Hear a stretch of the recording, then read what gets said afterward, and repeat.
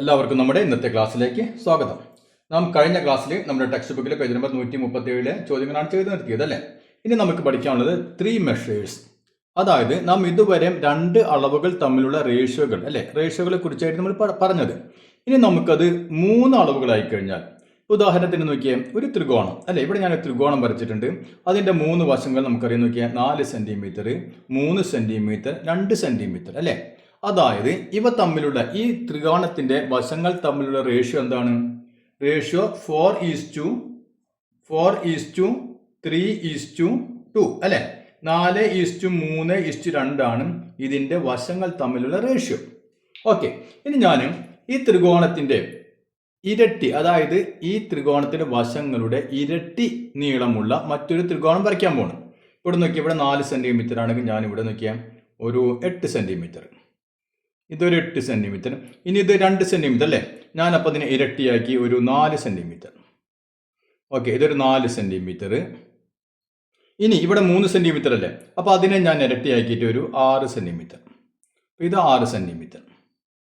Okay, ഇങ്ങനെ ഞാനൊരു ത്രികോണം വരച്ചു. അതായത് ആദ്യത്തെ ത്രികോണത്തിന്റെ ഓരോ വശങ്ങളുടെയും 2 മടങ്ങാണ് ഈ ത്രികോണത്തിന്റെ വശങ്ങൾ അല്ലേ.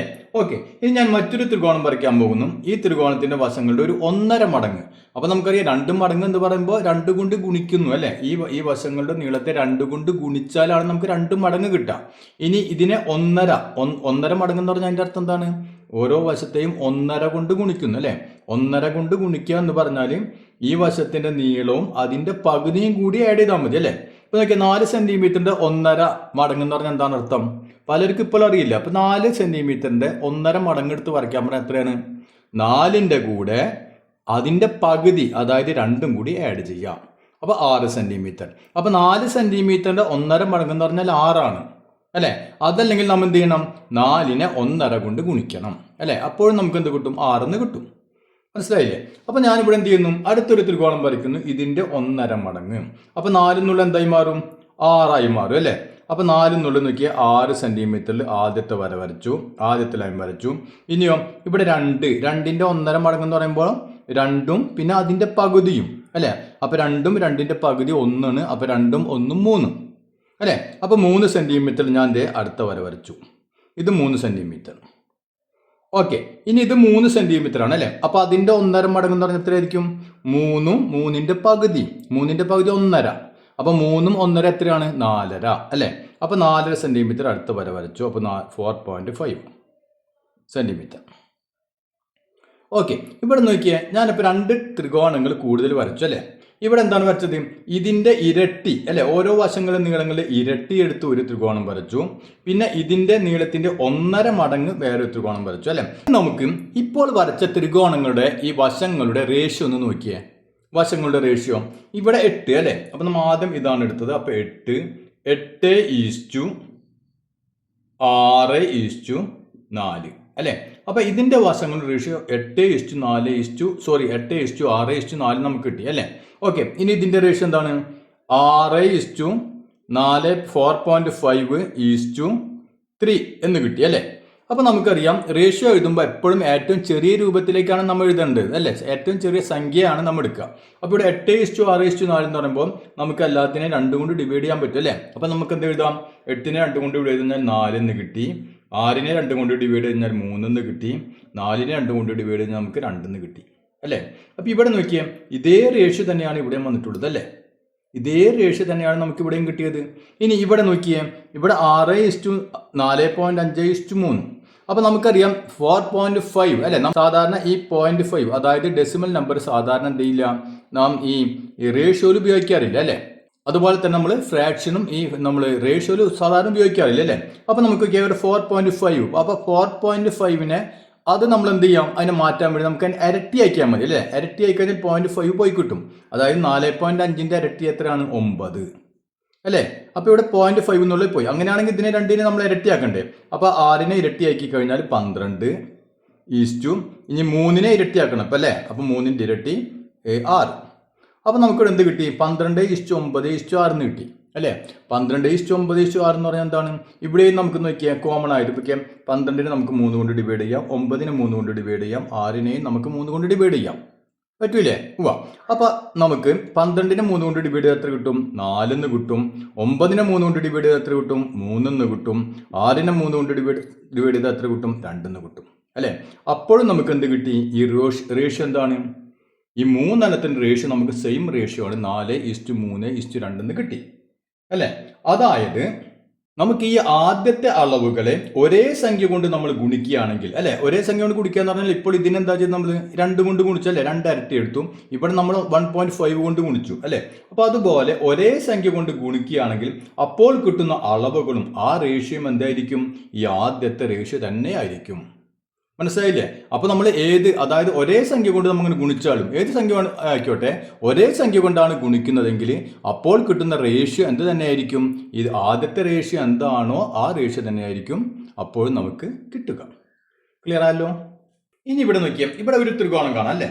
അപ്പൊ ഇതിന്റെ റേഷ്യോ, ഇതിന്റെ വശങ്ങൾ തമ്മിലുള്ള റേഷ്യോ അപ്പൊ 3:5:7 ആണെന്ന് വിചാരിക്കുക. ഇതിന്റെ റേഷ്യോ, അല്ലെ, 3:5:7 ആണ്. ഇതിന്റെ പെരിമീറ്റർ, ചുറ്റളവ് നമുക്ക് തന്നിട്ടുണ്ട്. Perimeter is equal to 45 centimetre. അപ്പൊ ശ്രദ്ധിക്കുക, പെരിമീറ്റർ തന്നിട്ടുണ്ട്, ഇതിന്റെ വശങ്ങളുടെ അളവുകൾ തന്നിട്ടില്ല. അതിന്റെ റേഷ്യോ, അല്ലെ, റേഷ്യോ എന്താണ്? 3:5:7. ഇതാണ് റേഷ്യോ. അങ്ങനെയാണെങ്കിൽ ഓരോ വശങ്ങളും ഇവിടെ നീളം കണ്ടുപിടിക്കണം. ഇങ്ങനെ ചോദിച്ചു കഴിഞ്ഞാൽ നമുക്ക് എങ്ങനെ ചെയ്യാൻ പറ്റും? ചോദ്യം ക്ലിയർ ആയില്ലേ? പെരിമീറ്റർ തന്നിട്ടുണ്ട്, 3 വശങ്ങളുടെ റേഷ്യോ നമുക്ക് തന്നിട്ടുണ്ട്. അങ്ങനെയാണെങ്കിൽ ഓരോ വശങ്ങളുടെ നീളങ്ങൾ എത്രയായിരിക്കും? അപ്പൊ നോക്കിയാൽ നമുക്ക് വളരെ എളുപ്പം ചെയ്യാൻ പറ്റും. നമ്മൾ മുമ്പ് ചെയ്ത പോലെ തന്നെ റേഷ്യോ ഇതാണെങ്കിൽ നമുക്കറിയാം ഈ വശങ്ങളുടെ നീളം എന്തായിരിക്കും? ഒരു എക്സ് കൊടുക്കുക, അല്ലെ. അതായത് 3x. ഈ വശത്തിന്റെ നീളം 3x, ഈ വശത്തിന്റെ നീളം 5x, ഈ വശത്തിന്റെ നീളം 7x, അല്ലെ. അപ്പൊ 3 വശങ്ങളുടെ നീളം നമുക്ക് കിട്ടിയല്ലോ, കിട്ടി. ഇനി പെരിമീറ്റർ എന്ന് പറഞ്ഞാൽ നമുക്കറിയാം 3 വശങ്ങളുടെ നീളങ്ങൾ തമ്മിൽ കൂട്ടുന്നതാണ് പെരിമീറ്റർ, അല്ലെ. അതായത് ഇവിടെ നോക്കിയേ, 3x plus 5x plus 7x കൂടി കൂട്ടിക്കഴിഞ്ഞാൽ നമുക്ക് എത്ര കിട്ടണം? പെരിമീറ്റർ കിട്ടണം, അതായത് 45 കിട്ടണം. കണ്ടില്ലേ? അപ്പൊ ചോദ്യം പെട്ടെന്ന് കാണുമ്പോൾ നിങ്ങൾക്ക് ടഫായി തോന്നും. വളരെ സിമ്പിൾ ആയ ചോദ്യം. ഇത് നോക്കിയാൽ 3ഉം 5ഉം 8, 8ഉം 7 എത്രയാണ്? 8ഉം 7ഉം 15, അല്ലെ.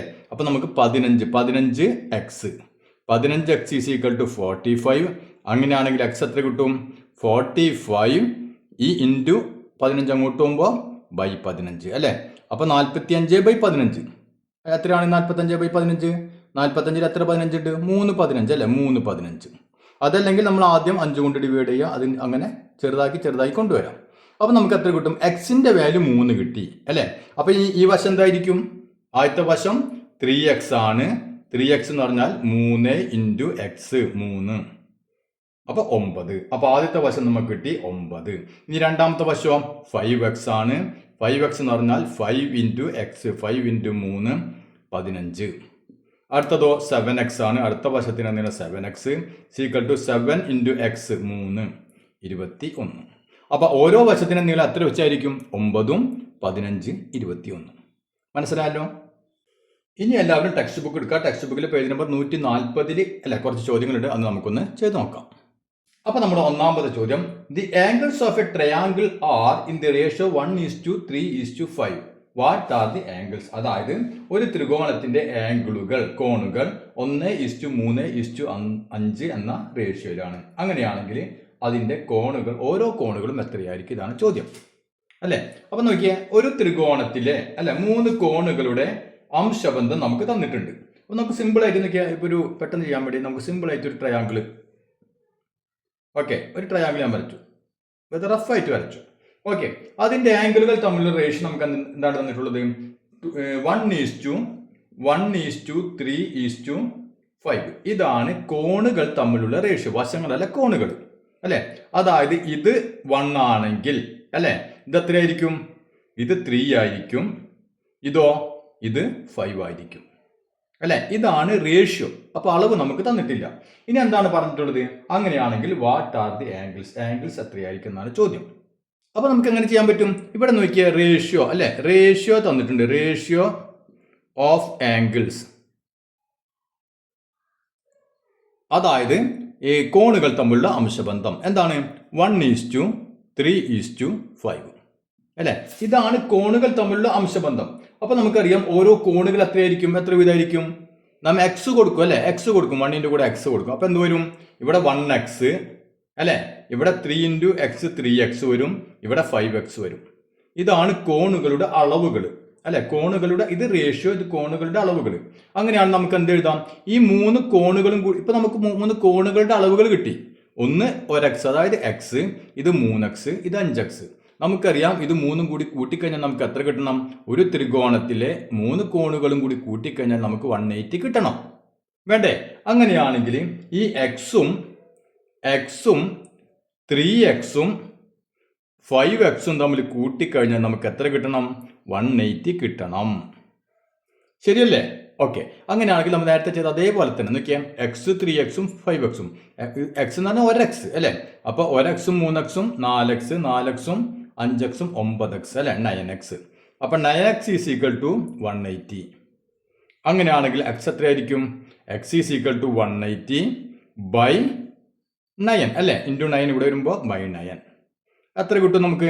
ആദ്യം നോക്കിയാൽ 18 നമുക്ക് 9 കൊണ്ട് ഡിവൈഡ് ചെയ്യാം അല്ലെ, 18 9 കൊണ്ട് ഡിവൈഡ് ചെയ്ത് നമുക്ക് 2 കിട്ടി. ഇനി ഇവിടെ ഒരു 0 ഇല്ലേ, ആ 0 അങ്ങോട്ട് ചേർത്ത് കൊടുത്തു. അപ്പൊ എക്സിന്റെ വാല്യൂ നമുക്ക് 20 കിട്ടി അല്ലെ. എക്സിന്റെ വാല്യൂ ആണ് നമുക്ക് കിട്ടിയത്, എക്സ് മാത്രമേ കിട്ടിയിട്ടുള്ളൂ. ഇനി നമുക്ക് ഓരോ ആംഗിളിന്റെ ഇവിടെ വെച്ച് നിർത്തരുത്, ഓരോ ആംഗിളും എത്രയാണെന്ന് കണ്ടുപിടിക്കണം അല്ലെ. അപ്പൊ ആംഗിൾ എത്രയായിരിക്കും, ആദ്യത്തെ ആംഗിൾസ് കോണുകൾ എത്ര വെച്ചായിരിക്കും, ആദ്യത്തെ എക്സ് ആണ് അല്ലെ. അപ്പൊ ആദ്യത്തെ കോണ് എക്സ് ആണ്, അതായത് ഇത് എക്സിന്റെ വാല്യൂ നമുക്കറിയാം 20.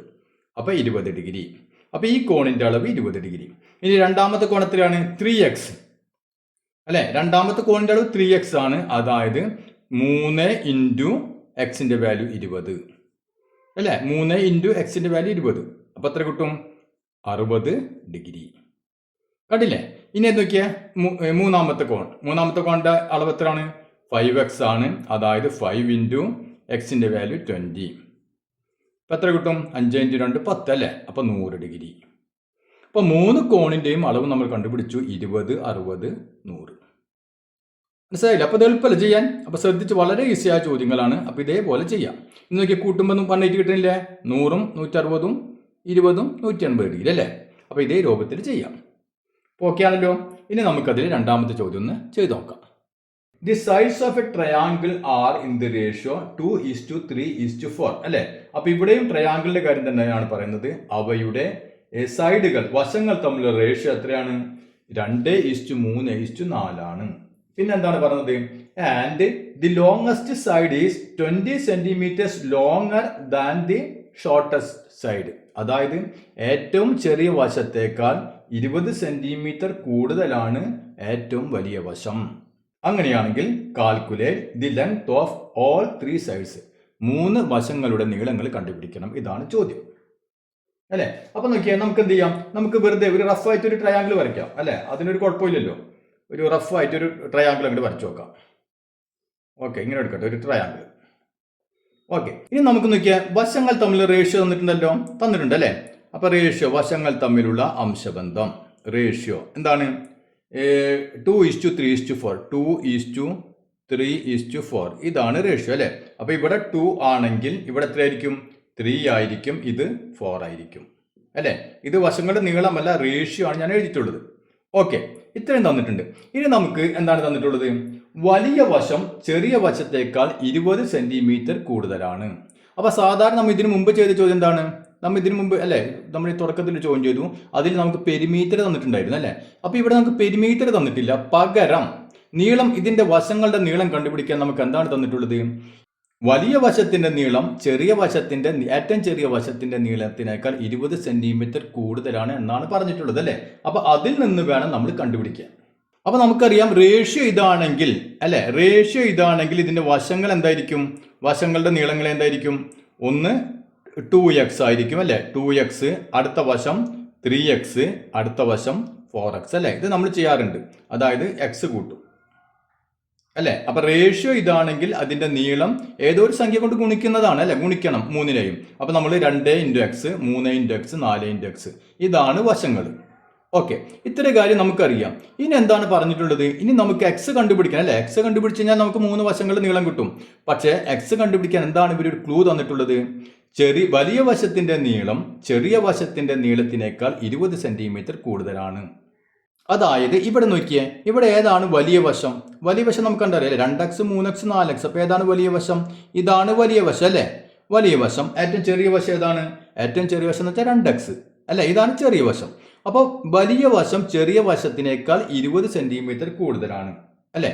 അതായത് വലിയ വശം എന്ന് പറഞ്ഞാൽ 4x, അത് ചെറിയ വശത്തിനേക്കാൾ 2x-നേക്കാൾ എന്ത് കൂടുതലുണ്ട്?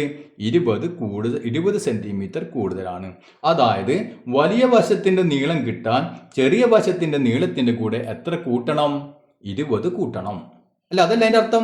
വലിയ വശത്തിന്റെ നീളം കിട്ടാൻ ചെറിയ വശത്തിന്റെ നീളം എത്രയാണോ അതിന്റെ കൂടെ ഒരു 20 സെന്റിമീറ്ററും കൂടി കൂട്ടിക്കഴിഞ്ഞാൽ നമുക്ക് എന്ത് കിട്ടും? ഈ വലിയ വശത്തിന്റെ നീളം കിട്ടും. മനസ്സിലായില്ലേ? അപ്പൊ ഇതിൽ നിന്ന് വേണം നമുക്ക് എന്ത് കണ്ടുപിടിക്കാൻ? ഈ എക്സിന്റെ വാല്യൂ നമുക്ക് കണ്ടുപിടിക്കാൻ. ഓക്കെ, ഇനി നമുക്ക് ഇതിന്റെ എക്സിന്റെ വാല്യൂ കണ്ടുപിടിക്കാൻ അറിയാം അല്ലേ? നാം കഴിഞ്ഞ ഇതിന് മുമ്പത്തെ ചാപ്റ്ററിൽ നമ്മൾ ചെയ്തിട്ടുള്ളതാണ്. അപ്പോൾ 4x = 2x + 20. അങ്ങനെയാണെങ്കിൽ എക്സിന്റെ വാല്യൂ എങ്ങനെ കണ്ടുപിടിക്കാം? ഇവിടെ 4x ഉണ്ട്, ഇതാണ് വലുത് അല്ലേ? 4x ഉം 2x ഉം. അപ്പോൾ 4x ഇവിടെ നിന്നോട്ടെ, എന്നിട്ട് എന്ത് ചെയ്യുക? ഈ 2x-നെ, ചെറിയ 2x-നെ ഇങ്ങോട്ട് കൊണ്ടുവരാം. അപ്പോൾ -2x ആയി. = ഇവിടെ ബാക്കി എന്താ ഉള്ളത്? 20 ഉണ്ട് അല്ലേ? അപ്പോൾ 4x-ൽ നിന്ന് 2x പോയി കഴിഞ്ഞാൽ എത്രയായി? 2x. അപ്പോൾ 2x = 20. അങ്ങനെയാണെങ്കിൽ എക്സിന്റെ വാല്യൂ എന്ത് വരും? 20 × 2 എന്നുള്ളത് /2 = 10. കേട്ടാ? ഇതേ രൂപത്തിലാണ് നമുക്ക് കണ്ടുപിടിക്കേണ്ടത്. അപ്പോൾ നമുക്ക് കണ്ടുപിടിക്കാൻ എന്തെങ്കിലും ഒരു ക്ലൂ തരും. ഒന്ന് നമുക്ക് പെരിമീറ്റർ തന്നു കഴിഞ്ഞാൽ എങ്ങനെ ചെയ്യേണ്ടത് നമ്മൾ അല്ലേ ഈ ക്ലാസ്സിൽ നമ്മൾ തുടക്കത്തിൽ പറഞ്ഞു. അപ്പോൾ ഇവിടെ പെരിമീറ്റർ തന്നില്ല, വലിയ വശം ചെറിയ വശത്തിനേക്കാൾ 20 സെന്റിമീറ്റർ കൂടുതലാണെന്ന് പറഞ്ഞു അല്ലേ? അപ്പോൾ അതിൽ നിന്ന് നമുക്ക് എന്ത് കിട്ടി? നമുക്ക് എഴുതി 4x = 2x + 20 എന്ന് എഴുതി. അതിൽ നിന്ന് എക്സിന്റെ വാല്യൂ കിട്ടി നമുക്ക് എത്രയാണ്? 10 അല്ലേ? അപ്പൊ എക്സിന്റെ വാല്യൂ നമുക്ക് കിട്ടി 10. ഇനി എന്ത് വേണം? ഇനി നമുക്ക് ഈ എക്സിന് പകരം ഈ ഏത് കൊടുക്കാം? 10 എന്ന് കൊടുത്താൽ മതി അല്ലേ? അപ്പൊ സൈഡ്സ് എന്തായി വരും? ആദ്യത്തെ വശം 2x അല്ലേ? ഏറ്റവും ചെറിയ വശം 2x ആണ്. 2x അതായത് 2 × എക്സിന്റെ വാല്യൂ 10. അപ്പൊ എത്ര കിട്ടും? 20. അപ്പോൾ ഏറ്റവും ചെറിയ വശം 20 സെന്റിമീറ്റർ. ഇനി അടുത്ത വശം എന്താണ്? 3x അല്ലേ? 3 × x 10, 30 സെന്റിമീറ്റർ. ഇനി അടുത്ത വശം എത്രയാണ്? 4x അല്ലേ? 4x = 4 × x, 4 × 10 = 40 centimetre. അപ്പോൾ നമുക്ക് നോക്കിയാൽ 3 വശങ്ങളുടെ നീളങ്ങൾ കിട്ടി അല്ലേ? ഇനി ഇതിന്റെ റേഷ്യോ നോക്കിയാൽ 20:30:40 എന്ന് പറഞ്ഞാൽ നോക്കിയാൽ ഈ 0 കൊണ്ട് ക്യാൻസൽ ചെയ്ത് പോയി കഴിഞ്ഞാൽ ബാക്കി 2:3:4 അല്ലേ? 2:3:4 കറക്റ്റ് ആണല്ലോ? ഇതേ റേഷ്യോ നമുക്ക് കിട്ടി അല്ലേ? ഇനി നോക്കിയാൽ ചെറിയ വശത്തിനേക്കാൾ 20 കൂടുതലാണ് വലിയ വശം അല്ലേ? ചെറിയ വശം 20 ഉള്ളൂ, വലിയ വശം 40 ഉണ്ട്. അതായത് ഇതിനേക്കാൾ 20 കൂടുതലാണ് അല്ലേ വലിയ വശത്തിന്. മനസ്സിലായല്ലോ? ഓക്കെ, അപ്പോൾ ഇതിൽ ഇനി ബാക്കിയുള്ള ചോദ്യങ്ങൾ നമുക്ക് അടുത്ത ക്ലാസ്സിൽ ചെയ്യാം.